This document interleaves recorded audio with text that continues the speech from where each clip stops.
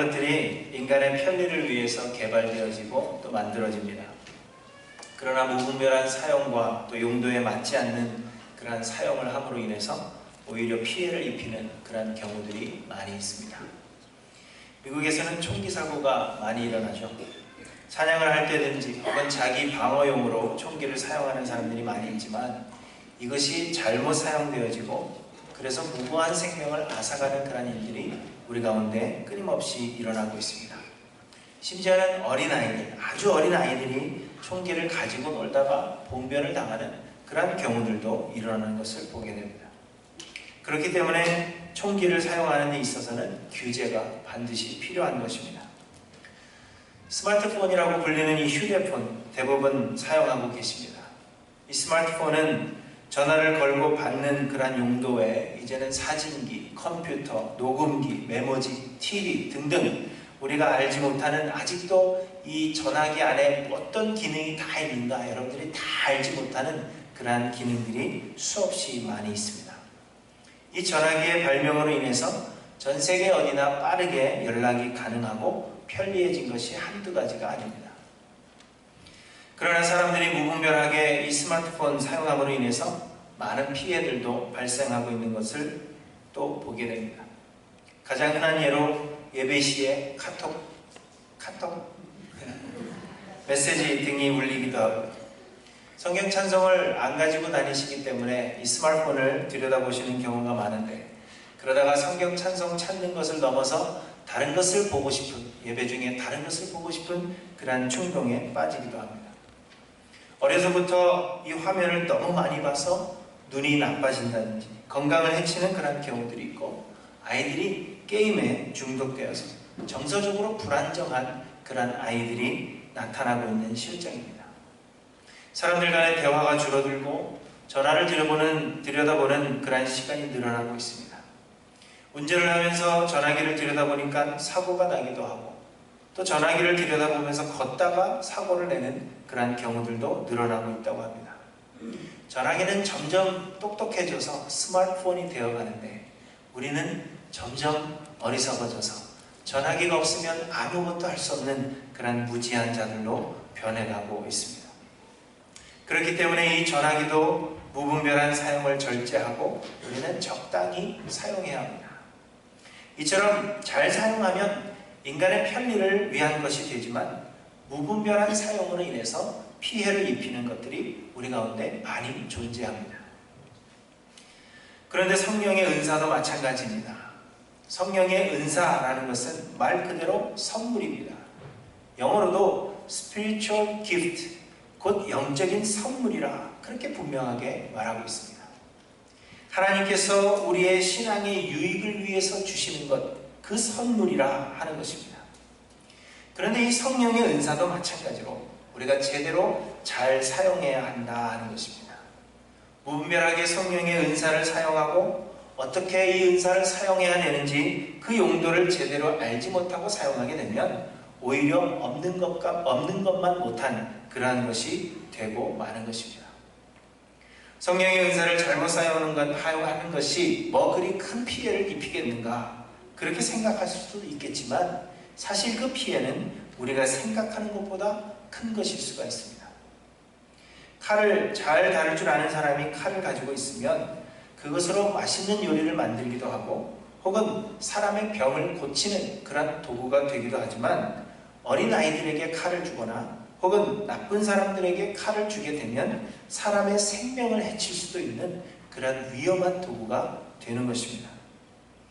그것과 마찬가지로 성령의 은사도 우리에게는 좋은 것이지만 이 은사를 우리가 잘못 사용하게 되면 예수 그리스도의 십자가를 헛된 것으로 만들거나 우리에게 구원을 주시기에는 그 십자가가 부족한 것이라 그렇게 만들어버리고 결국에는 하나님을 의지하지 않고 은사를 소유한 자를 의지하게 됩니다. 결국은 하나님을 떠나게 되고 잘못된 목적지에 도달하게 되어서 영원한 심판을 받게 되는 상상할 수 없는 그런 피해를 우리들에게 줄 수 있는 것입니다. 어떤 사람들은 구원을 얻으려면 신비로운 체험을 해야 한다 혹은 신비로운 은사를 받아야 한다 그렇게 말을 하는데 그렇다면 예수님의 십자가를 믿는 믿음이 우리에게 구원을 주기에는 부족하다 하는 그러한 의미고, 그렇다면 예수님의 십자가와 하나님께서 우리에게 주신 성경이 부족하고 헛된 것이라 그렇게 말하는 것과 같은 것입니다. 은사 자체를 의지한다면 하나님의 말씀을 그대로 믿지 못하는 음란하고 패역한 세대임을 입증하는 것이고, 은사 소유한 자를 의지하는 것은 예수 그리스도의 영광을 가로채는 것입니다. 이 모두가 하나님의 진노를 피하기에 심각한 피해라 하는 것입니다. 그렇기 때문에 성령의 은사를 무조건 수용하여 무분별하게 사용하지 않도록 우리는 경계하고 규제하는 것이 마땅하다 하는 것입니다. 바울은 여러 지역을 다니며 복음을 전하고 많은 교회를 세웠으며 또한 많은 교회에 편지했습니다. 그런데 바울과 관계를 맺은 교회들 중에서 고린도 교회는 문제가 가장 많은 교회요, 우리가 본받을 만한 것이라고는 하나도 찾아볼 수 없는 그러한 교회라 하는 것을 고린도전서를 읽어보면 모두 알 수 있습니다. 웬만하면 바울은 교회들에게 편지하면서 그 교회가 잘한 것 한두 가지에 대해서 칭찬을 먼저 하는 것이 보통입니다. 그런데 고린도 교회에 편지하면서는 서두부터 교회 안에 있는 분쟁에 대해서 너희 안에 분쟁이 있다는 말이 나에게 들린다, 이렇게 질책하고 있는 것을 보게 됩니다. 그 정도로 고린도 교회는 본받을 만한 것이 없는 교회입니다. 그런데 그 많은 문제들의 중심에는 이들이 받은 신령한 은사가 있었다 하는 것입니다. 성령의 각종 다양한 은사들이 충만한 그러한 교회였지만 이 은사를 바르게 이해하지 못하고 무분별하게 사용하여서 자신을 나타내는 도구가 되었기 때문에 그 다양한 성령의 은사조차 칭찬을 들을 만한 요소가 되지 못하여 오히려 교회의 분열과 함께 여러 가지 문제들을 일으키는 가장 근본적인 원인이 되었던 것입니다. 그래서 바울은 성령의 은사에 대해서 그렇게 길게 설명하고 있고, 오늘 본문에서는 마지막으로 성령의 은사를 무분별하게 사용하지 말아야 한다 하는 것을 우리에게 말씀해 주시는 것입니다. 사랑하는 성도 여러분, 많은 사람들이 신비로운 은사를 구합니다. 그래서 저는 한국교회의 가장 큰 문제가 바로 이 신비주의라 감히 여러분들에게 말씀드립니다. 이것은 가만히 우리 안에 스며들어 온 것입니다. 하나님의 말씀인 성경에 만족하지 못하고 신비로운 체험을 통해서 뭔가를 확인하려고 하는 이런 의심하는 마음이 바로 사탄이 주는 마음이요, 신비로운 것들을 끊임없이 구하게 되는 이유가 된다 하는 것을 여러분 기억하시기를 바랍니다.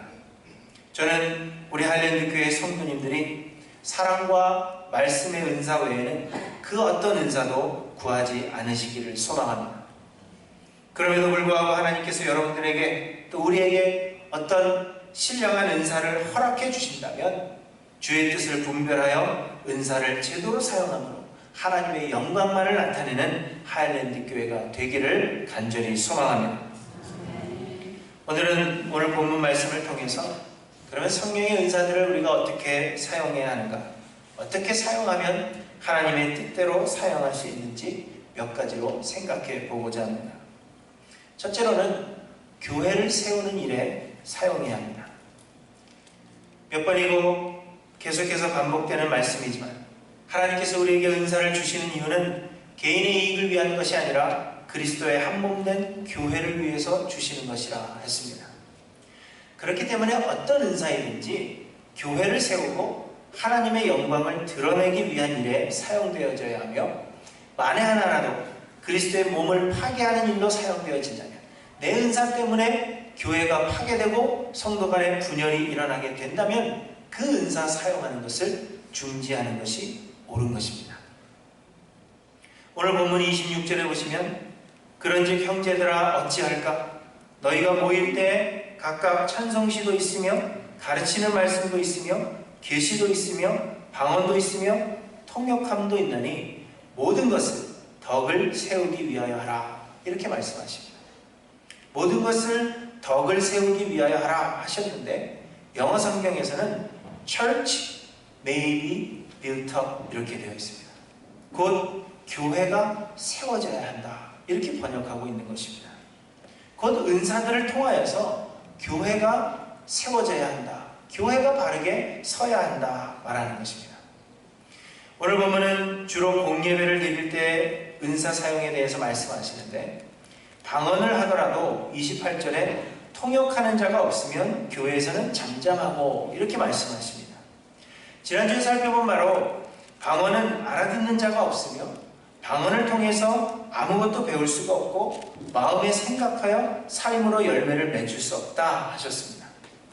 통역하는 자가 없으면 그 의미를 알아들을 수가 없고 그러면 성도를 권면하여서 교회를 세우는 일에 도움이 되지 못하기 때문에 통역하는 자가 없으면 교회에서는 잠잠하라 그렇게 말씀하고 있는 겁니다.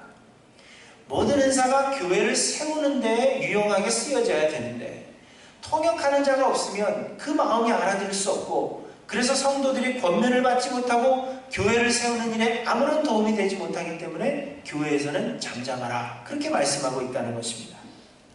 예언, 말씀 해석의 은사에 대해서도 마찬가지입니다. 방언은 알아들을 수가 없고 예언은 알아들을 수 있기 때문에 그러면 예언은 그냥 아무나 해도 되느냐? 그렇게 말씀하시지 않습니다. 29절에 예언하는 자는 둘이나 셋이나 말하라 하셨고 30절에 만일 다른 이에게 계시가 있으면 먼저 하던 자는 잠잠하라 말씀하시는 겁니다. 곧 질서 있게 하라 그렇게 말씀하고 있는 것입니다. 요즘은 목사들이 설교를 하죠. 주일날 저 혼자 설교를 합니다.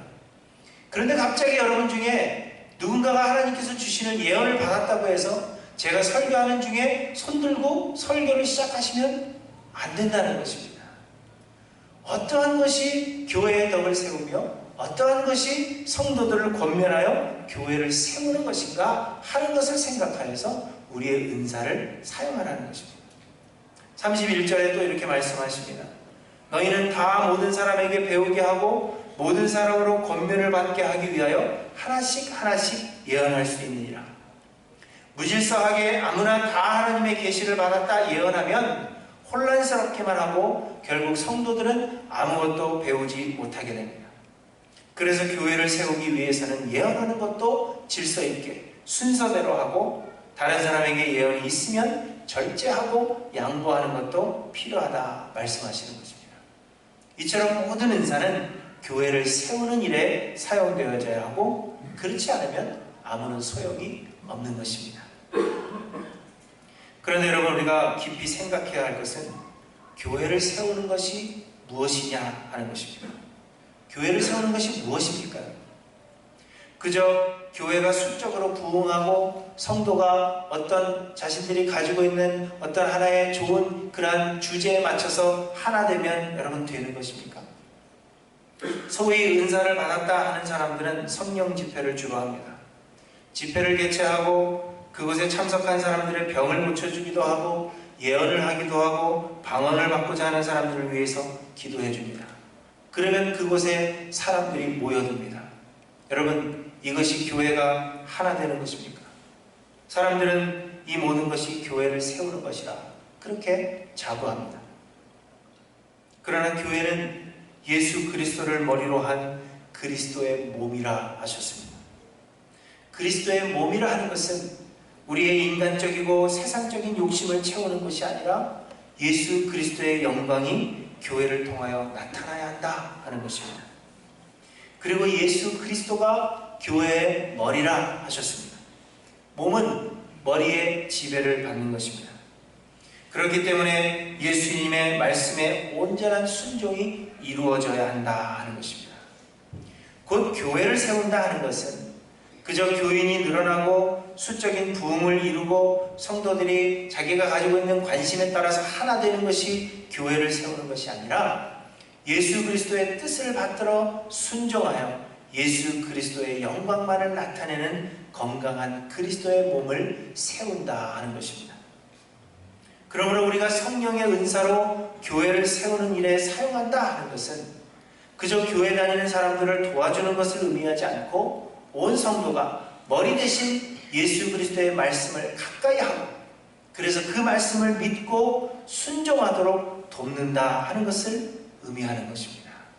온 성도가 머리 대신 예수 그리스도의 말씀, 이 하나님의 말씀에 집중하여서 그 말씀을 들음으로 그 말씀이 깨달아지고 믿어지고, 그래서 우리의 삶에 변화가 일어나고, 그래서 성도의 그 삶을 통하여 예수 그리스도만이 나타나게 되는 것, 그것이 교회를 세우는 것입니다. 그러므로 우리가 성령의 은사로 교회를 세우는 일에 사용한다 하는 것은 어떤 성령의 집회든지 그 어떤 상황에서 은사를 사용하든지 간에 성령의 은사는 교회의 머리 대신 예수 그리스도께로부터 오는 하나님의 말씀, 곧 성경 말씀을 깨닫게 하고 순종하게 하는 일에 사용되어져야 한다 하는 것입니다. 그래서 오늘 본문은 성령의 은사의 사용에 대해 말씀하시면서 공예배시로 국한시키고 있는 것입니다. 아무 상황에서나 은사를 사용할 것이 아니라 하나님의 말씀을 깨닫게 하는 일에 사용할 수 있도록 공예배의 경우를 들어서 설명하고 계시는 것입니다. 그리고 31절에 배우고 권면을 받게 하는 것이 은사 사용의 목적이라 하는 것을 강조하고 있습니다. 사랑하는 성도 여러분, 우리가 받은 은사가 교회의 머리 대신 예수 그리스도의 말씀에 집중하고 깨달아 믿고 순종하게 하는 것인지를 돌아보아야 합니다.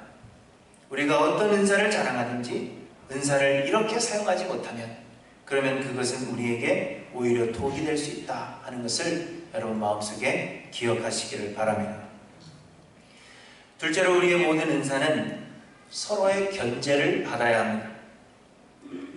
방언의 은사는 통역의 은사가 반드시 필요하다 그렇게 이야기하니까 이제는 통역의 은사를 받았다 하는 사람들이 나타나기 시작했습니다.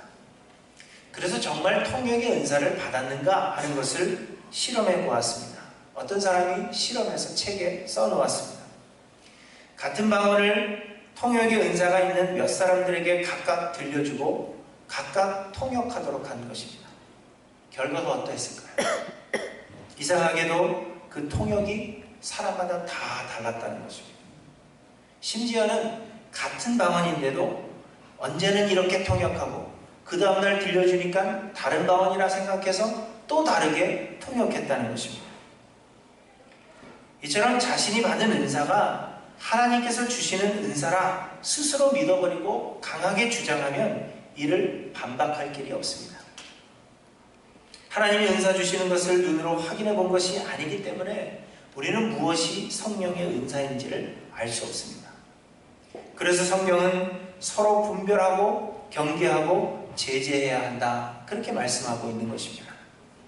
오늘 본문의 29절에 보시면 예언하는 자는 둘이나 셋이나 말하고 다른 이들은 분별할 것이요 이렇게 말씀하십니다. 32절에는 예언하는 자들의 영은 예언하는 자들에게 제재를 받나니 이렇게 말씀하십니다. 예언되어지는 말이 진리인지 아닌지 다른 말씀 해석의 은사를 가진 자들이 분별해야 한다 하는 것입니다. 영어 성경에는 그 무게를 달아보아야 한다 이렇게 표현하고 있습니다. 이처럼 우리의 모든 은사는 하나님께로부터 온 은사인지 아닌지 분별해야 합니다. 제일 먼저는 은사를 사용하는 사람이 주의를 기울여야 합니다. 어떤 은사를 받았다고 해서 무조건 그 은사를 사용하는 것이 아니라 모든 영을 다 믿지 말라 하신 말씀을 기억해서 은사를 사용하는 데 있어 조심하고 또 조심하고 심사숙고해야 한다 하는 것입니다. 칼을 다룰 때 조심해서 다뤄야 하는 것처럼 성령의 은사 역시 그러해야 한다 하는 것입니다. 그리고 여러분, 누군가의 평가를 받는 것에 대하여 자유로워야 합니다. 하나님께서 우리를 불러 한 몸을 이루게 하신 것은 우리가 여전히 불완전한 존재들이기 때문입니다. 우리는 혼자서 존재할 수 없고 혼자서는 아무것도 할 수 없는 존재들입니다. 그래서 예수 그리스도의 인도하심을 받도록 그리스도를 머리로 한 교회로 부르셨고 서로 연락하여 한 몸을 이루도록 교회로 우리를 불러주신 것입니다. 교회의 역할은 서로 협력하는 것입니다. 그러므로 사랑하는 성도 여러분, 우리가 받은 은사를 절대적인 것으로 생각하지 마시기 바랍니다. 누군가의 판단을 받는 것에 대해 불쾌하게 생각하실 필요가 없습니다. 오히려 은사 사용에 대하여 주의하여서 한 몸 이룬 성도들에게 분별함을 받는 것이 올바른 자세라는 것을 우리에게 말씀하십니다. 그리고 우리의 분별함의 기준은 하나님의 말씀, 성경이어야 합니다. 성령의 은사는 우리에게 새로운 것을 계시해 주시는 것이 아니라 이미 우리에게 말씀해 주신 것을 확증해 주시는 것이 성령의 은사입니다. 하나님께서 우리에게 말씀하셨는데 그것이 사실이라는 것을 우리에게 확증하게 하시기 위해서 주시는 것이 성령의 은사입니다. 새로운 것을 주시는 게 결코 아닙니다. 그러므로 우리가 믿고 있는 것과 전혀 다른 것이라면 우리는 경계해야 합니다. 성경이 말하는 것과 다른 것이라면 우리는 경계해야 합니다. 예를 들어 사람이 뒤로 넘어지는 일이라든지 이상한 웃음을 웃는 것이라든지 이빨이 금으로 변하는 것이라든지 등등 성령의 임하심의 증거라고 주장하는 여러 현상들이 실제로 성경에서는 한마디도 이야기하지 않는 그러한 것들인 경우들이 많이 있습니다. 또한 모든 은사는 예수님이 우리의 죄를 대신 짊어지신 유일한 구원주이심을 고백하게 하고 믿게 하는 것이어야 합니다. 병을 고쳤으나 예수님을 그리스도로 고백하지 않고 그저 병 고침 받은 것으로 끝난다면 성령의 역사하심이 아니라는 것입니다. 성령의 사역은 예수를 그리스도로, 예수를 유일한 구원주로 믿게 하는데 성령의 사역이 있는 것입니다. 성령으로 아니하고는 누구든지 예수를 주시라 할 수 없느니라 하신 말씀이 바로 그것입니다. 예수님은 성령님을 소개하시면서 그는 진리의 영이라 하셨고 내가 너희에게 말한 모든 것을 그가 생각나게 하리라 그렇게 말씀하셨습니다. 예수님이 하신 말씀을 생각나게 하고 확증하게 하고 믿게 하는 것, 그것이 성령의 사역이라는 것입니다. 우리는 이런 것들에 대하여 성도의 견제와 분별함을 받아야 합니다. 이것이 교회의 역할이요 우리를 교회로 부르신 이유입니다. 그러므로 우리의 은사는 교회 안에서만 행해져야 하는 것입니다. 교회 밖에서 행해지는 모든 은사들에 대하여서 여러분 더더욱 경계하시기 바랍니다.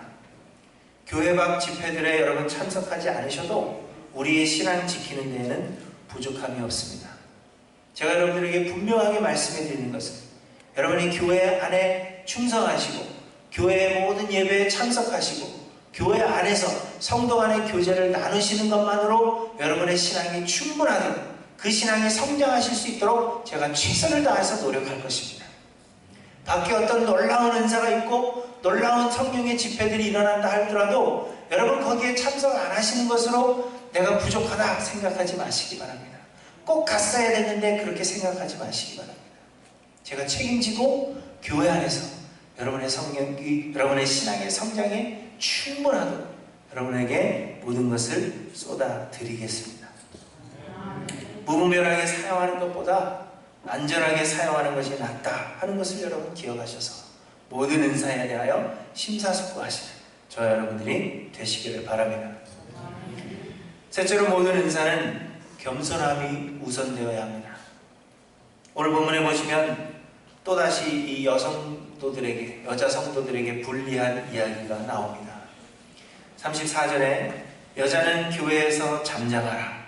그들에게는 말하는 것을 허락함이 없나니 율법에 이른 것 같이 오직 복종할 것이요 만일 무엇을 배우려거든 집에서 자기 남편에게 물을 지니 여자가 교회에서 말하는 것은 부끄러운 것이니라 이렇게 말씀하십니다. 벌써 남자 성도님들의 얼굴은 밝아지셨어요. 이 말씀에 대해서는 몇 주 전 고린도전서 11장에 여자가 예배하러 나올 때 머리에 천을 쓰는 그 문제에 대해서 이야기할 때 다루었습니다. 곧 하나님께서 원하시는 것은 이 말씀들을 통해서 하나님께서 원하시는 것은 창조의 질서라는 것입니다. 하나님께서 세상의 모든 것을 창조하시고 질서 있게 하셨습니다. 그냥 아무거나 막 창조해서 막 놓으신 것이 아니라 하나님은 질서 있게 모든 것을 창조하셨다는 것입니다. 하나님의 계획 가운데 모든 것이 그 순서대로 그 질서대로 창조하셨다는 것입니다. 그 중에 하나가 남자와 여자가 결혼하여 한 몸을 이루는 것이요 남자는 여자의 머리가 되고 여자는 남자의 돕는 배필이 되는 것입니다. 이것은 남자에게 더 큰 권위를 주셨다거나 혹은 남자나 여자를 차별하시는 것이 아니라 세상을 아름답게 다스리시기 위한, 세상을 하나님의 뜻대로 다스리시기 위한 창조의 질서라는 것입니다. 이 질서가 깨어지면 세상이 혼란스러워집니다. 또한 하나님은 우리에게 어떤 능력을 요구하시지 않으십니다. 하나님은 모든 것을 계획하시고 모든 일을 뜻하신 바대로 이루시는데 우리의 능력을 필요로 하시는 것이 아니라 그저 우리를 도구로 사용하시는 것입니다. 아내가 남편보다 더 능력이 있다고 해서 하나님께서 그 능력을 필요로 하시는 것이 아니라 하나님의 창조의 질서 안에서 하나님께서 모든 상황을 도구로 사용하신다는 것입니다. 우리에게 있는 능력이 하나님의 일을 이루는 것이 아니라 우리가 질서를 지키고 하나님 앞에 순종할 때 하나님께서 친히 모든 일을 이루신다는 것입니다. 그래서 어떠한 경우든지 남편은 아내를 사랑하고 아내는 남편에게 복종하기를 하나님은 원하신다는 것입니다. 여자 성도에게, 아내에게 사람의 병을 고치고 죽은 사람을 살리는 능력이 있다 하더라도 하나님께서는 그 능력을 사용하시는 것이 아니라 남편에게 복종하는 그 질서 지키는 것을 하나님께서는 사용하신다는 것입니다. 그런데 이것이 은사의 문제에 있어서도 마찬가지라는 것입니다. 고린도 교회 아내들 중에는 자신의 받은 은사를 앞세우는 사람들이 있었습니다. 내 은사가 남편이 받은 은사보다 더 뛰어나다 생각해서 그것을 교회에서 내세우는 사람들이 있었다는 것입니다. 그러나 아내에게 특별하고 신령한 은사가 있다 하더라도 교회 안에서의 질서를 무시할 수 없다. 그것을 말씀해주고 있는 것입니다. 하나님께서 우리의 은사를 필요로 하시는 것이 아니기 때문에 아내들은 특별한 은사가 있더라도 앞으로 나서는 일이 없이 하나님이 창조하신 그 질서를 지켜야 한다 하는 것입니다. 마찬가지입니다. 남편과 아내의 관계에서뿐만 아니라 교회 안에서도 지켜야 할 질서가 있는 것입니다. 세상은 능력을 위주로 합니다. 그래서 능력이 뛰어난 사람이 앞으로 나오게 되는 것이 정해진 이치입니다. 그런데 이러한 세상적인 사고가 교회 안으로도 파고들어서 남다른 은사가 있는 사람들, 특별한 능력이 있는 사람들이 눈에 띄게 되어 있습니다. 그러나 하나님은 우리의 은사나 능력을 요구하시는 것이 아니라 질서 지키기를 요구하신다는 것입니다.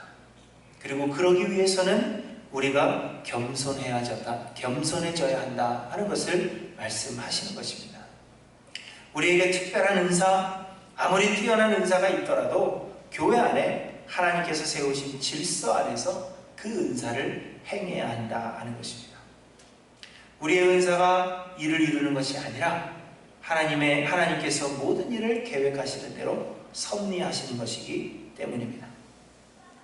여러분, 한국에서 이 성령론의 대가로 알려져 있는 목사님 한 분이 계십니다. 고려신학대학의 교수로 계시는데 그분은 성령의 가장 두드러진 특성을 이야기하면서 그것을 거룩한 수줍음이라 이렇게 표현했습니다. 성령님에게는 별명이 하나 있는데 그 별명이 거룩한 수줍음이라 하는 것입니다. 성령의 사역은 결코 자신을 드러내는 데 있지 않다는 것입니다. 성령님의 사역은 예수 그리스도를 나타내고 자신은 예수 그리스도의 그 영광 뒤로 숨는 것, 그 거룩한 수줍음이 성령의 가장 두드러지는 특징이라 하는 것입니다. 그러므로 여러분, 성령의 사람, 성령의 은사를 받은 자들은 그 은사를 내세우지 않습니다. 내가 가진 은사가 오히려 예수 그리스도의 영광을 가리우고 내가 그 예수님의 십자가 앞에 내 자신이 나타나는 것은 아닌가 노심초사하며 은사 나타내기를 주저하는 사람들입니다. 자신을 겸손하게 감추는 그러할 때, 그렇게 우리의 은사를 감출 때 하나님께서 그럼에도 불구하고 우리의 은사를 사용하시는 것이, 그것이 바로 은사를 바르게 사용하는 길이 된다는 것입니다. 사랑하는 성도 여러분, 겸손하시기를 소망하시기 바랍니다. 어떤 일에도 내가 나타나지 않고 예수 그리스도만이 나타나기를 소망하는 성령님의 이 거룩한 수줍음을 갈망하시는 저 여러분들이 되시기를 바랍니다. 우리에게 어떤 놀라운 은사가 있다 할지라도 성령님의 그 은사는 자기를 감춘다 하는 것을 여러분 기억하셔서 성령의 그 거룩한 수줍음, 그 수줍음이 우리에게 나타나서 하나님께서 우리가 아니라, 우리의 능력이 아니라 하나님의 능력대로 우리를 사용하여 주시는 귀한 인생들이 되시기를 바랍니다. 바울은 오늘의 말씀을 마무리하면서 그런즉 형제들아 예언하기를 사모하며 방언 말하기를 금하지 말라 이렇게 말씀하십니다. 그러나 모든 것을 품위 있게 하고 질서 있게 하라 이런 결론을 내려주십니다. 아무리 좋은 것도 무분별하게 사용하면 큰 피해를 줄 수 있는 것입니다. 마찬가지로 성령의 은사 역시 우리의 신앙의 유익을 위해 주시는 하나님의 선물임에도 불구하고 무분별한 사용은 오히려 하나님의 진노를 받는 원인이 될 수 있습니다.